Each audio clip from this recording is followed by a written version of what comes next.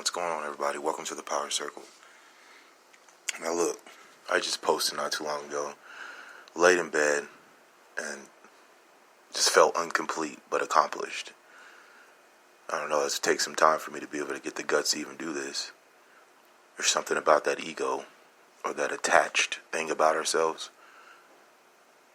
I always wonder what people would think, or even if I were to do a video on YouTube, what kept me from even doing that is what people would think or say. That ego. For whatever reason, shouts out to my boy Valentine, Kevin Edwards. You know, shouts out to the people, Jordan Hill. I mean, there's people in our lives that we can go back to give you that extra. We'll just leave it at that extra. Whatever it is. You know, I was just having conversations with these two, and they're peers of mine from my hometown back in Oklahoma. They're peers of mine, and you know, just having conversations with these three individual people was enough. You know, two here recently was enough to finally give me the power to say, screw what everybody else is thinking. You know what I mean? Never mind what you think you may look like. If you feel that passionate about what you have to say and what you feel like you're sent on to the rest of the world as a message, never mind that. Just do it, say it, put it out there, see where everybody else stands. And I feel like I'm dumb enough to handle the criticism, strong enough to handle the criticism.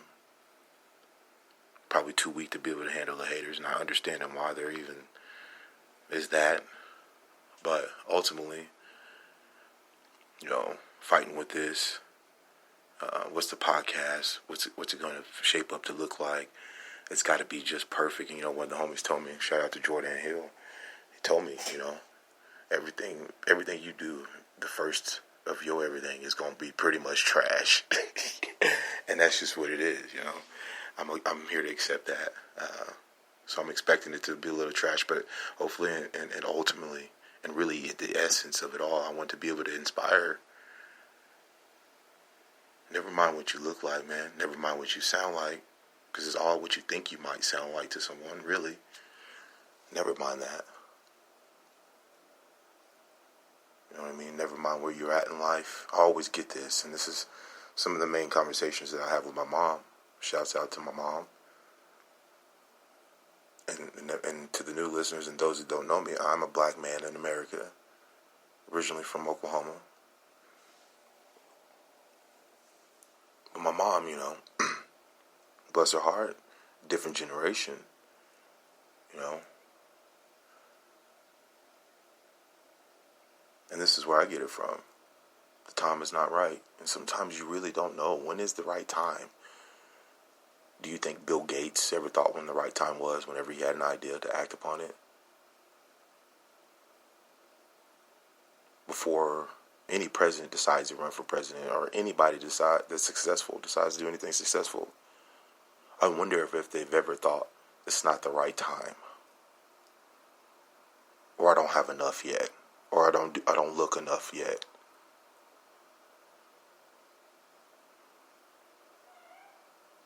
I'm curious. What do you think?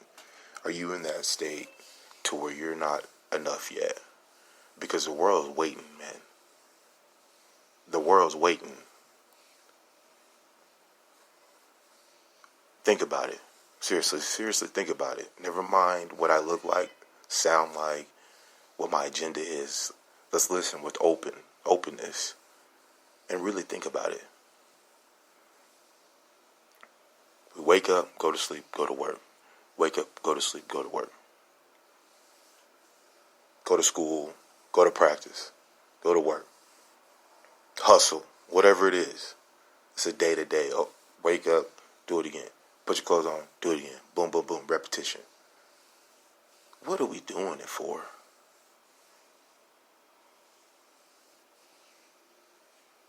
I love it.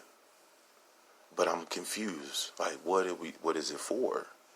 You know? And going through different obstacles throughout life, one being my major obstacle of mine that I just recently overcome, and I'm standing in ownership and owning the fact that I will never look back, is the addiction to hard drugs. And whatever you might think of an addiction or an individual that's caught up in addiction, whatever you may think of them, and that's a question of its own. What do you think of them and why? I can't wait to get to that topic. But never mind that. There's something within inside of it, of itself, and on that journey and that struggle, I was able to gain something from that. It's almost being able to look into a different dimension. And I'm not talking about physically, I'm talking about on a spiritual level. And where do we go from there? And back on topic, I'm really curious to know what everybody else thinks and what everyone else's opinion is on what it is that we're doing this for. I have an idea. I'd like to share it, and maybe we all can step into the power circle and build something from it. Because ultimately, legacy is what we all like to believe that we're in it for. But what is legacy if we're all dead? What is legacy if you're dead? And once we're dead, we can only hope to look back. Actually, not even look back. We can only hope that we're able to look back after death and see how life continues. We don't know that fact or not. We can only hope that that's a fact.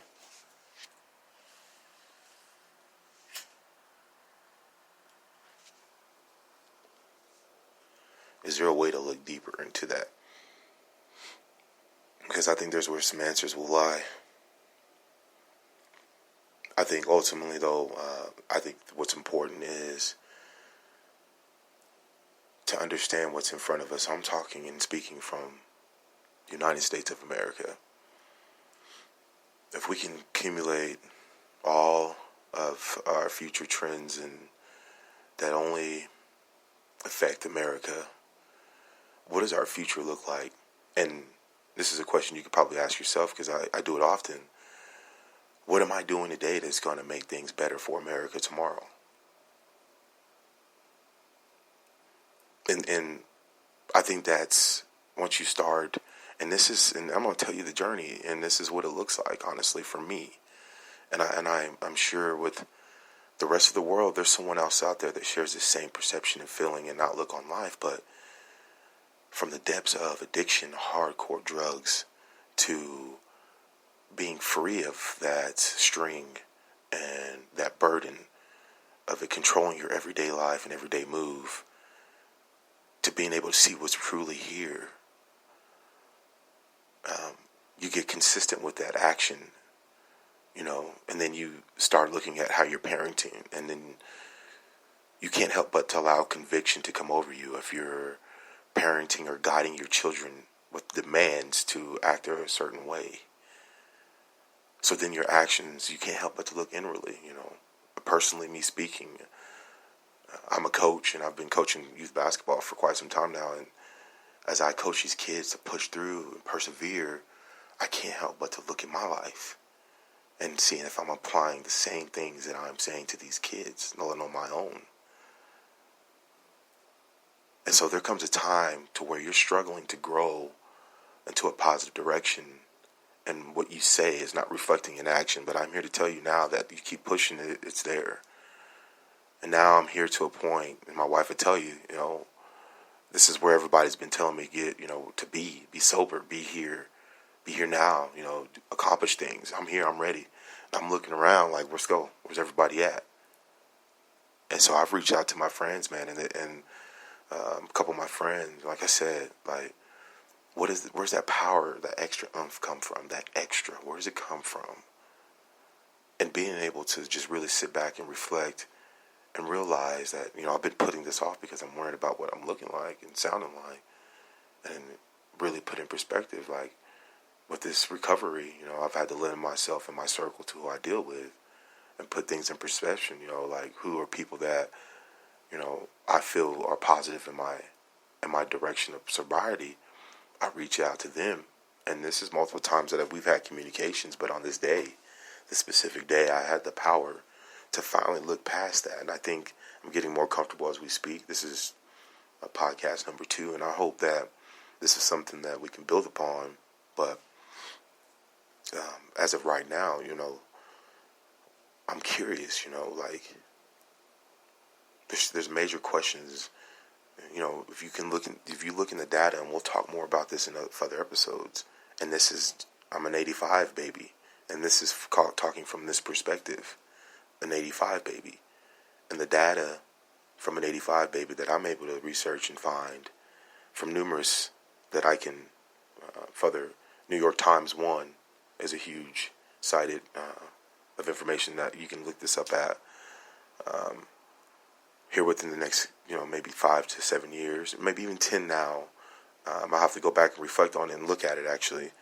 But there's a projection indicating the baby boomers being a great portion of retirement.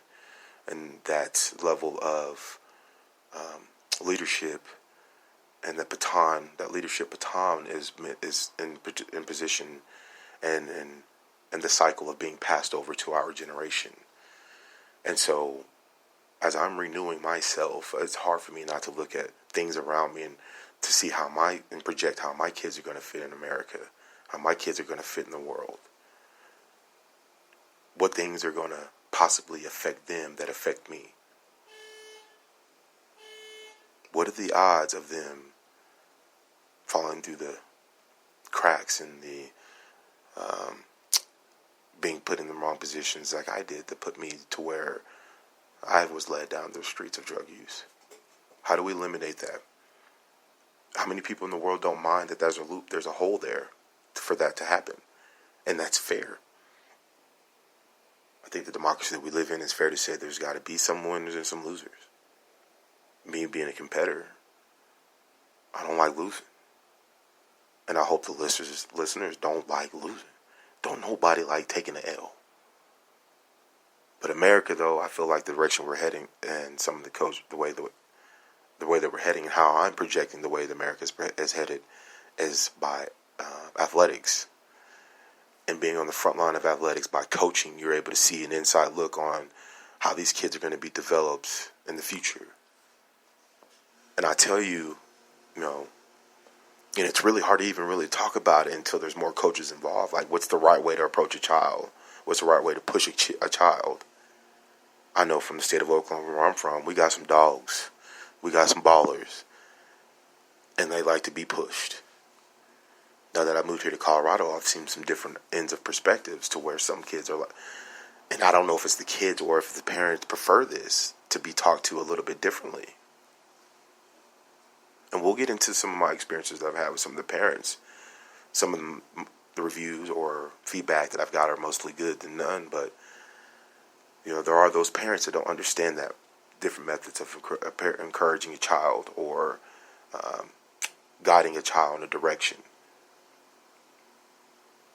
I think being on the front lines of athletics and coaching, there's a great incentive, a great opportunity that America has to capitalize on making firm human beings.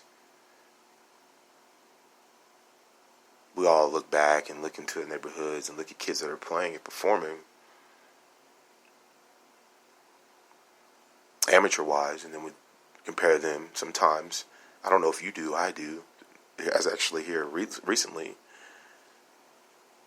the more that I've been involved with amateur sports, from these kids from different communities traveling to a different location to compete against each other, they bring their community, they bring a little bit of what they represent with them on a court or on the football field or however way we're competing.